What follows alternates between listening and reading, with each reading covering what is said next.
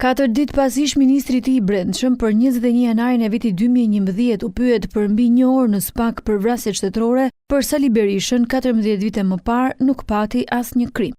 Nuk ka patur absolutisht asnjë urdhër nga askush dhe s'do mund ta gjejnë kurrë se ka patur një urdhër sepse s'ka patur urdhër. Garda ka vepruar përputhje me ligjin dhe vetëm ligjin. Për një prej ngjarjeve më të rënda të historisë postkomuniste të Shqipërisë, që edhe gjykata e Strasburgut e ka quajtur krim shtetëror dhe ka konkluduar se ishte qeveria e Berishës që pengoi hetimet, kreu i PD bën të tjerë fajtor. Njeriu që ka penguar çdo hetim, tasaj dosje ka vetëm një emër dhe ky është Edi Rama.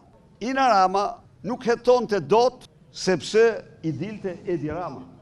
Në pritje që edhe vetë të shkojë të jap llogari në prokurorinë e posaçme, Berisha thotë se do t'i thoshte po një fletëthirrje të mundshme, ndërsa 4 ditë më parë Lulzim Basha nuk pranoi të jepte detaje nga dëshmia e tij. Para SPAK ku shkoi në zbatim të masës detyrim paraqitje si i pandehur për korrupsion në aferën Partizani, Sali Berisha foli edhe për çështjen ndaj zëvendës kryeministres, edhe ajo tashmë e pandehur, të cilën e quajti Rahmetlie Balluku. Kreu i PD foli për konflikt të interesi në lidhje me regjistrimin e motrës së Ballukut si avokate.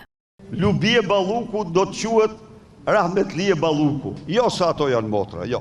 Por se vetorët marrin licencat e avokatërve dhe në stilin e Rakipi, ata do të shkatrojnë përfundimisht të gjithë shërbimin e avokatisë, masi janë të vetmit që i kanë pengë gjykatësit, prokurorët, dhe është absolutisht drejtësia e konfliktit interesit.